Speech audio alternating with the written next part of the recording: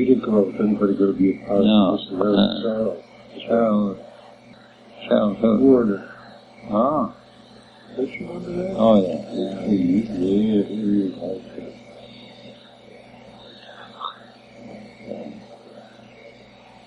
So you didn't go out with the Carson girls, but you went out with the divorcee?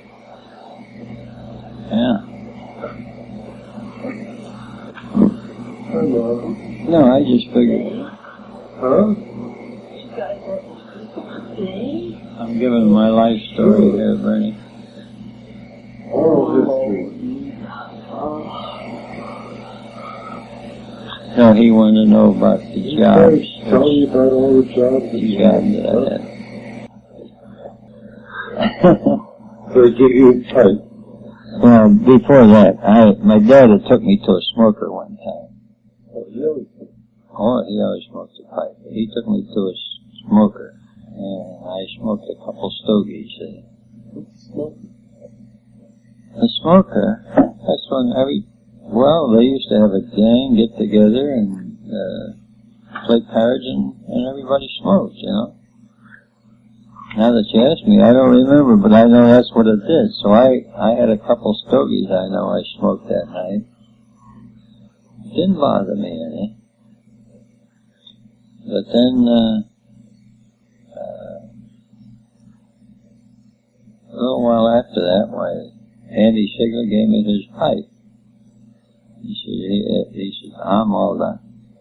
And he had half a can of Prince Albert and half a can of Edgeworth tobacco. I remember that like yesterday. And so I smoked the Edgeworth. And I was office manager at the time, or office boy, standard tank card. Anybody that come in, I had to take them to wherever they wanted to see. Somebody wanted some mail brought to the mailroom, I had to go up to push a button, number 45 come down, I had to go to that office and bring the mail down, or take some mail or some from one office to another. That was the office boy's job, just doing all the chasing around. And for a week I smoked this Edgeworth tobacco. And just sitting back there, there was a bar across and a swinging gate, and, I had a chair right there. That was my job. So anybody come in, or if the bell rang, I had to dash up. And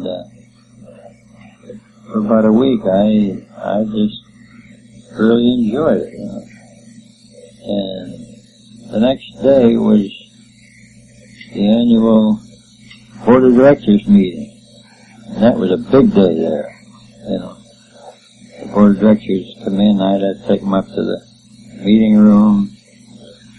And, that morning, somehow or other, Edgeworth tobacco was gone, and I started using the Prince Albert. And I got so sick. I just thought I was going to die, and then I thought I wasn't going to die. Oh. And Hunky John was a janitor. He had a room down the basement of the building. And I went down and I said, John, I'm sick. He said, smoking, huh? I get it. I'm sick. I want to die.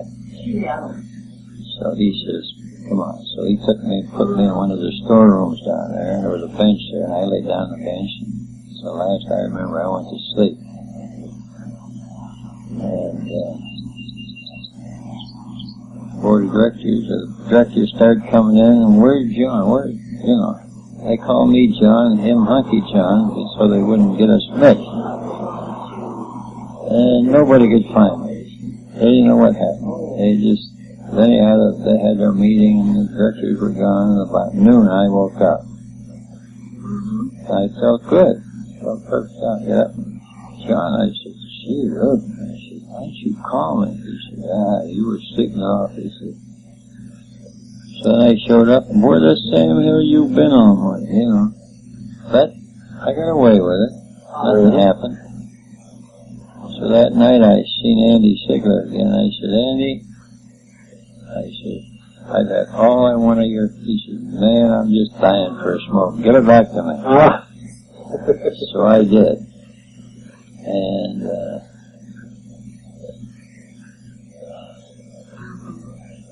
I think one time after that, Brother Bauer, he smoked. Did he smoke cigarettes?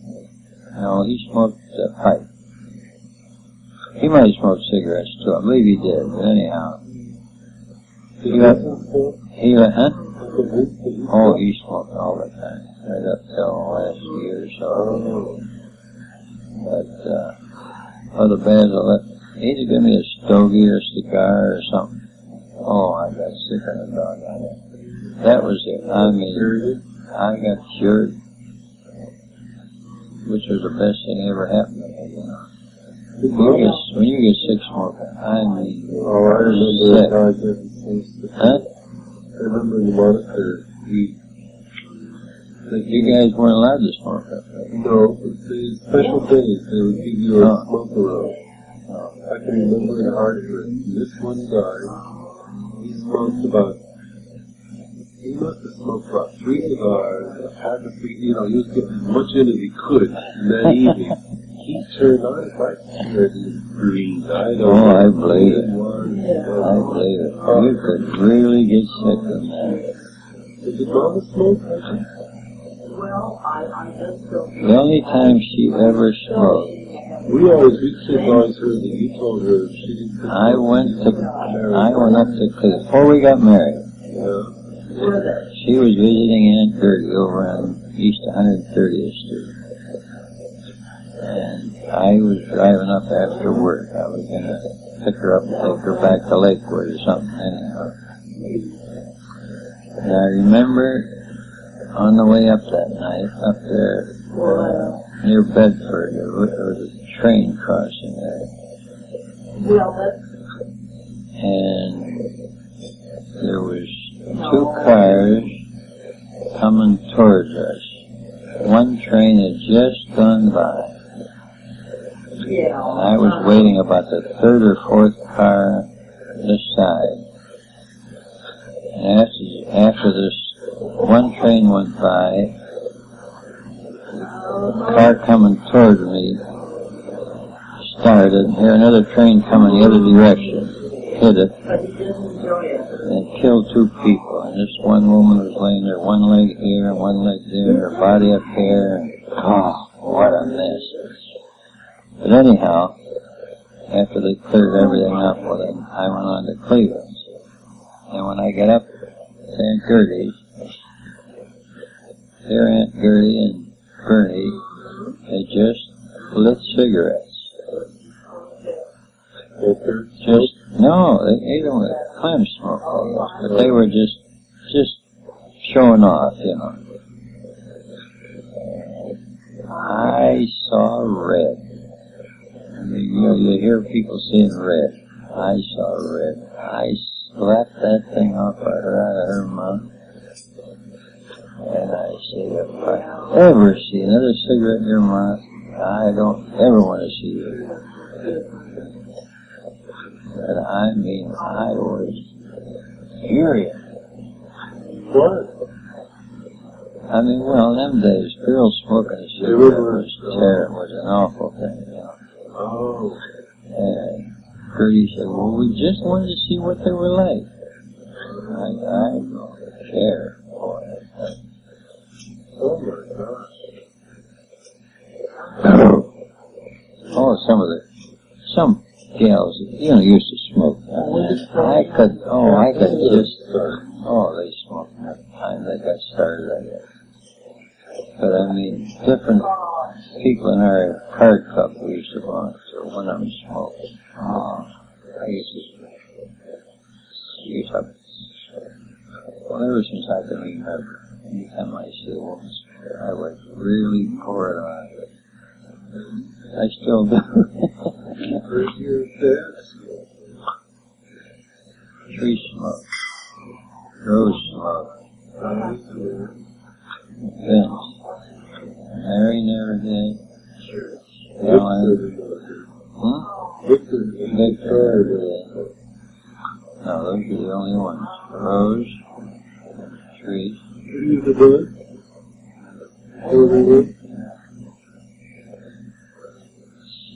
No.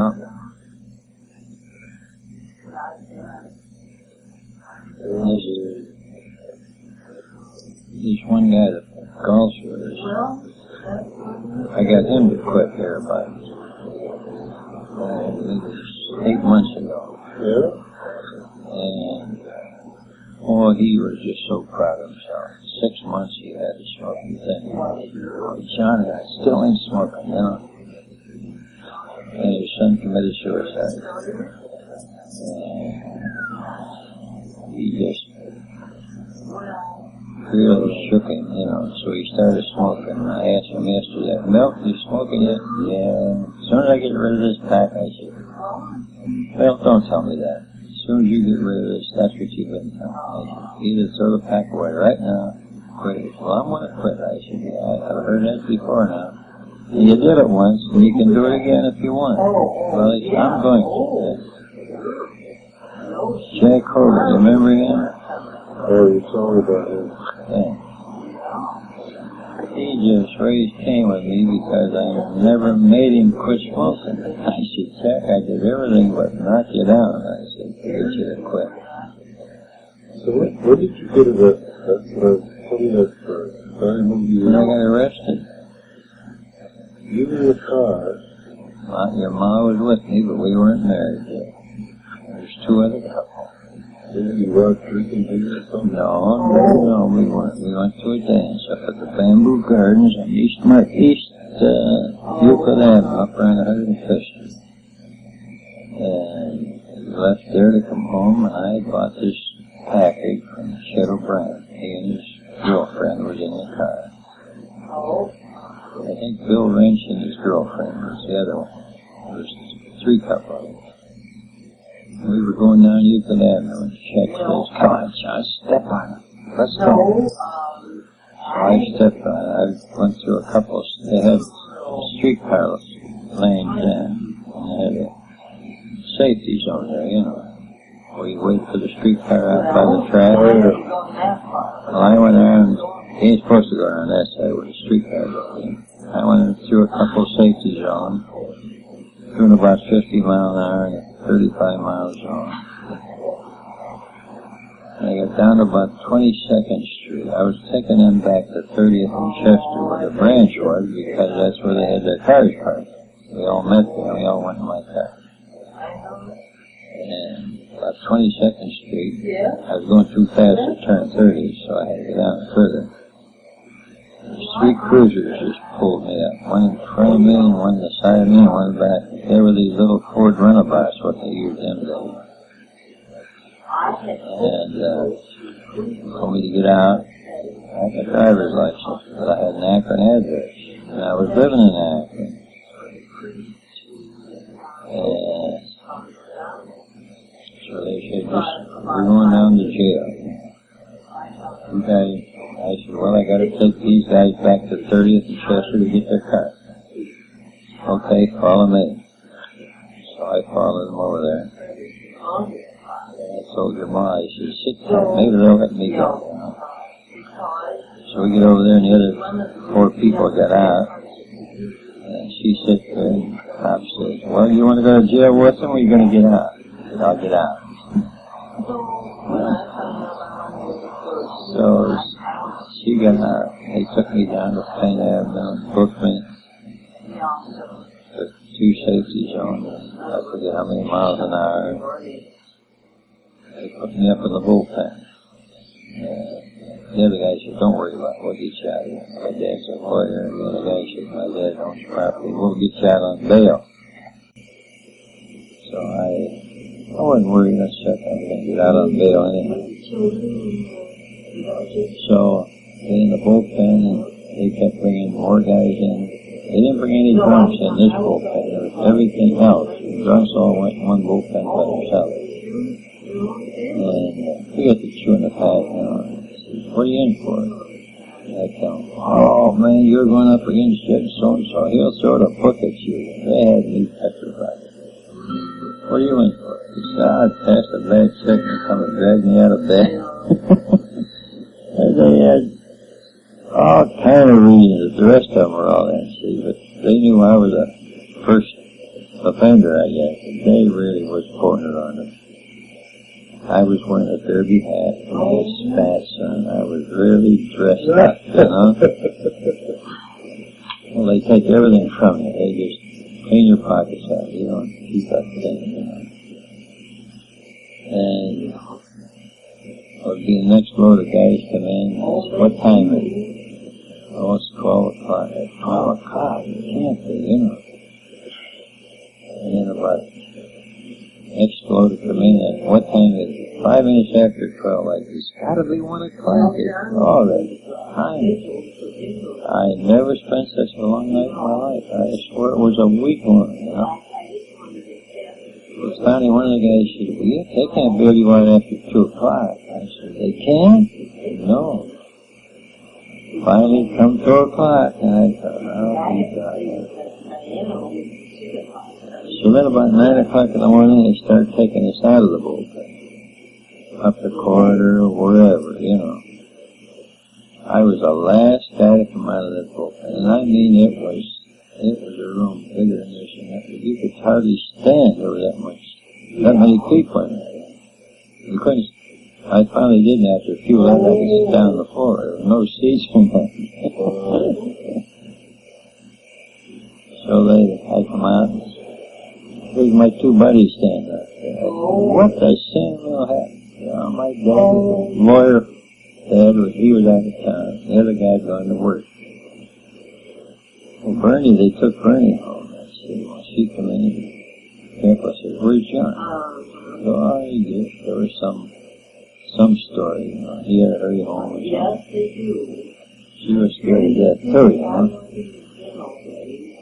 So I went up into the court, and the judge, of course, he 2-wheel brake job, and you're traveling that fast. Oh, he did it, ordered on to me, you know.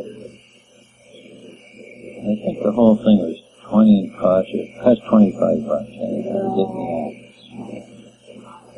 And I didn't have any money. These guys paid the fine. I had to pay them back after. I got out of there, and I started practicing. I don't think I went over 25 miles an hour. I was so sick. Didn't want to spend another night in jail, you know. Well, you were used to driving slow during the war, too. Huh? During the war, you could only go 35 miles an hour? 35 miles an hour. That's when I stayed at 35. Oh, very good. I remember. This was before we got married. Then the next day, your mother finally told you, her dad, where I was. Why didn't you let me know how to got him out? Too late then.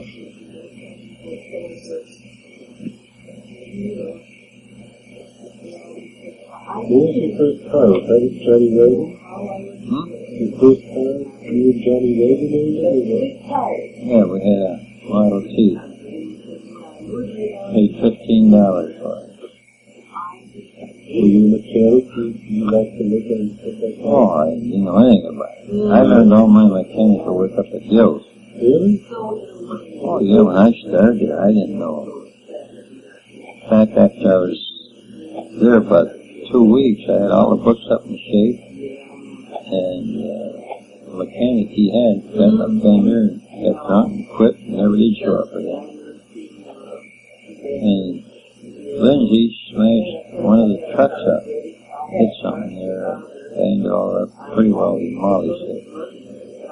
So I said, what are you going to do with that deal? He said, I'm going to dismantle for parts. So I said, well, how about me doing it? Go ahead. So I bought me a pair of overalls.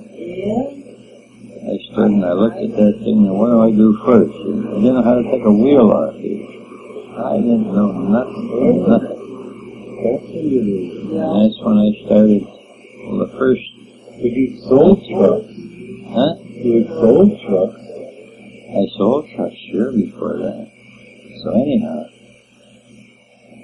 I was there about 3.5 years. I rebuilt engines, changed rear ends, transmission, relined brakes. The drivers of this guy would tell me how to do this, how to do that.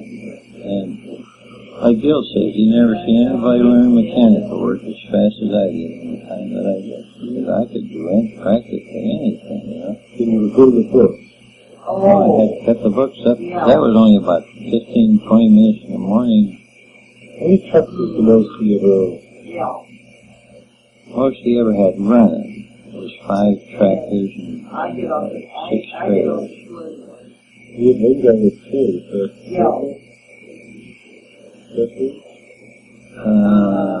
Some traffic building. Yeah, down at Deerfield. You bring there and you have to circle and he just right smack into the tree. I forgot about that. But there was Lindsay and Chuck, Harry, Harry. I didn't think of the name anymore. There were the 3 of them. We had 3 regular drivers. And then we had a guy named Boyd work for us for a while.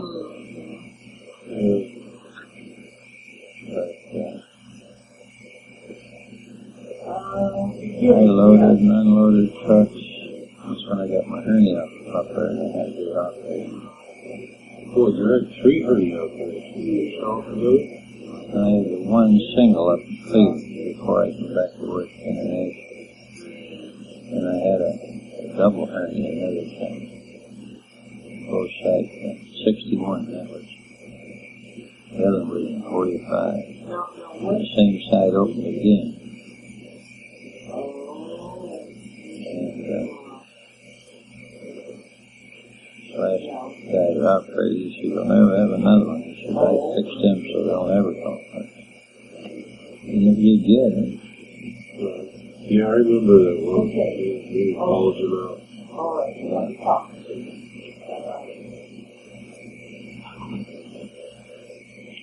Do you remember that story? How do you remember the story? You were at Bertram's club. Tell us if you were... I know yet what you're talking about, but I think... And you and Kurt were trying out cigarettes? What was he like? He was uncouth? Very uncouth. What did he do? I can't believe he did what he told me he did. No, you tell me what he told me. What you remember? I should have ditched him right then. What did he do?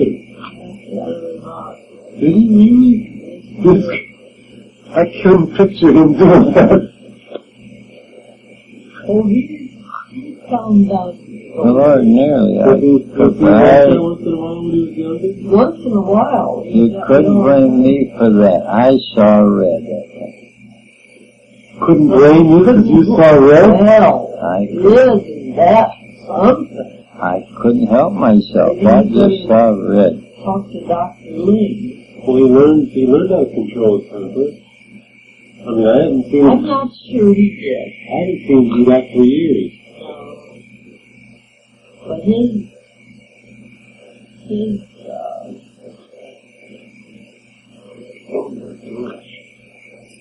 philosophy is,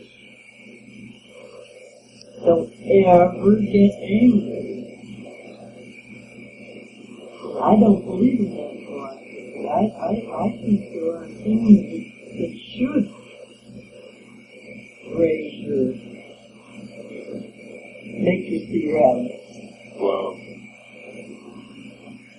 Just because there's one guy in his group makes a fool of himself, he's decided never to let anybody see the name. Well, when I was living in Cleveland before, when they transferred me up there, Uncle Ed had a rooming house down on 22nd Street. Oh, Uncle Ed. Uncle Ed Oldeck. Yeah. What do you want? Okay, you go get the blanket. Go lay down, because you might go to the dance tonight, sweetie. And he he had this old beat-up Chevrolet touring car. And so I said to him one weekend, I said, Ed, can I borrow that to take a ride down to Sharon? Yeah, okay. So I drove the Chevy to Sharon. Where's that picture? Of this? No. Picture of Flaherty's house across the street. Oh, yeah. Well, that was his car. Oh. He's across the street from the car. Oh. Well, Vince's car was parked here. And I was coming home this way. And it's only a 2-lane street. Yeah, I know. And he was sitting in the car. He had just pulled out and parked out front. And I was coming this way to turn in the drive. And just as I come by here, I waved at him. I looked up and here's a plumbing truck coming down the road, barreling like the dickens. There was no place for him to go. So he just ran into me. I was stopped. I was completely stopped. Right in the middle of the street, right? And he hit me, and my car went clear up in this front yard, and there's a thing about that height. Went clear up in this front yard, and wound up here. And the windshield at that time was not shatterproof. It was just splattered all over, And I had a few cuts on my hand where the glass hit. And I grabbed the wheel when he hit, and boy, my wrist was sore to the But anyhow, a pipe come off the side of that plumbing truck. How they used to carry them on the side. It went right through the radiator of the car, my car, the Chevy. Oh, about that big around. If that would have been up about 3 or 4 inches, it probably would have went right through me. It was just down below where it hit the radiator and went in towards the engine, see. And we measured after. He skidded 55 feet before he hit me. 2-wheel brakes in those, And so I went to the junkyard that afternoon. For $2 I exchanged radiators at the junkyard that would fit that Chevy, Just figure getting a radiator for $2 today. About $200 you might get one. But anyhow, for $2 I exchanged radiators. They were just right out front, there was no grill, nothing in it. And somebody told me, or he said, if you're here around here Monday morning, that guy's going to get a warrant out for your arrest. Well, them days I was dumb, and I think everybody was, I think getting arrested or something, So Monday morning, about 5 o'clock, I gets in that car, and it's a day like today, raining, but it's a lot colder, and no windshield. And I'm covered up there, and I drove that thing all the way to Cleveland. And I parked it in Ed's backyard. And then at night I went over and I said, Ed, look what happened to your car. And the back wheels were here and the front wheels were over here. I mean, they were tracking, but they were, I don't know how it worked. So he said, well, maybe we ought to trade it or something. So that Saturday, he and I got in the car and we had to keep filling up the radiator. It was leaking. I think I must have kept filling up all the way home. But anyhow, we filled the radiator up. We got to the junkyard. And we traded it for Essex for $75 difference. And the guy says, you can pay us $25 a month. Okay. I mean, I don't trusted in those days. It was a junkyard, $75. And this car ran, fender and everything was good, tires were good. So I put it in my name. I said, hey, as long as I'm going to pay for it, I might as well have the car. Okay. So I get the car, and he doesn't have a car anymore. And I run it a month, and it cost me $22 to there's something about the generator or something there had to be fixed, you know. About $20 bucks, $22, I think it cost me the first month. And I made the payment. The second month it cost me another 22 bucks. But I could go to Sharon, you know, I drove it all around. So I think, this is getting ridiculous. It cost me $22 a month plus a payment on the darn thing. So I said, Dad, I'll tell you what I'll do. I'll sign it.